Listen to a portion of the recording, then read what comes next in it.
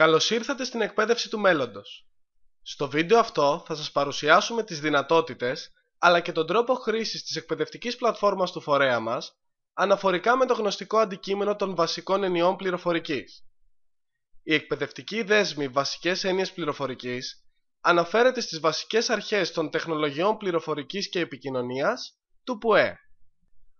Αρχικά ανοίγουμε έναν οποιοδήποτε ενημερωμένο σύγχρονο φιλομετρητή ή αν θέλετε browser που έχουμε εγκατεστημένο στον ηλεκτρονικό μας υπολογιστή. Πληκτρολογούμε στη γραμμή διευθύνσεων τη διεύθυνση του διαδικτυακού μας ιστότοπου www.elearning.edu.gr. Στη συνέχεια επιλέγουμε από το μενού επιλογών την επιλογή είσοδος. Όπως παρατηρούμε, στο αριστερό τμήμα της οθόνης και κάτω από το γραφικό της κλειδαριάς εντοπίζεται ο έλεγχος συμβατότητας του φιλομετρητή μας με το εκπαιδευτικό μας σύστημα.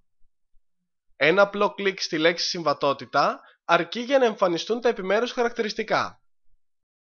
Εφόσον διαπιστώσουμε τη συμβατότητα του φιλομετρητή μας και του υπολογιστή μας με το εκπαιδευτικό σύστημα της GoOn, εισάγουμε το username και το password που έχουμε προμηθευτεί από το φορέα εκπαίδευσης.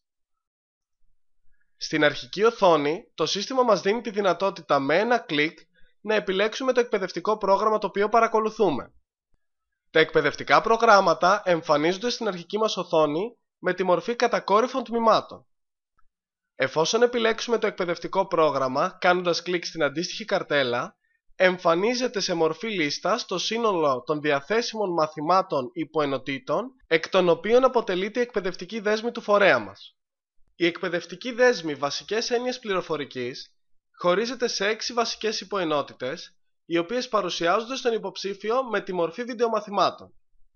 Κάθε βιντεομάθημα συνοδεύεται με αφήγηση της παρουσίασης, παρέχοντας την ευκαιρία στον καταρτιζόμενο να αποκτήσει με άμεσο και εύχριστο τρόπο τις απαραίτητες γνώσεις που απαιτούνται σύμφωνα με την εξεταστέα ύλη που ορίζεται από τους φορείς πιστοποίησης γνώσεων και δεξιοτήτων χειρισμού ηλεκτρονικού υπολογιστή. Για να προβούμε σε προβολή της παρουσίασης, κάνουμε κλικ στο αντίστοιχο εικονίδιο της βιντεοκάμερας.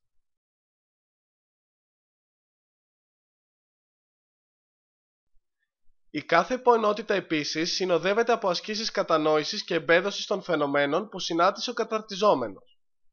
Για να μεταβούμε στην αξιολόγηση, κάνουμε κλικ στο αντίστοιχο εικονίδιο.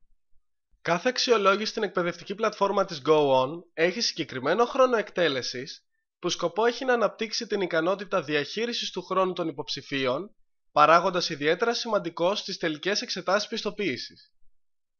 Κάθε αξιολόγηση μπορεί να εκτελεστεί πλέον της μίας φοράς, δίνοντας έτσι στο μαθητή τη δυνατότητα να προβεί σε περαιτέρω επανάληψη. Για να προχωρήσουμε στην επίλυση της άσκησης, κάνουμε κλικ στο κουμπί «Εκκίνηση αξιολόγησης».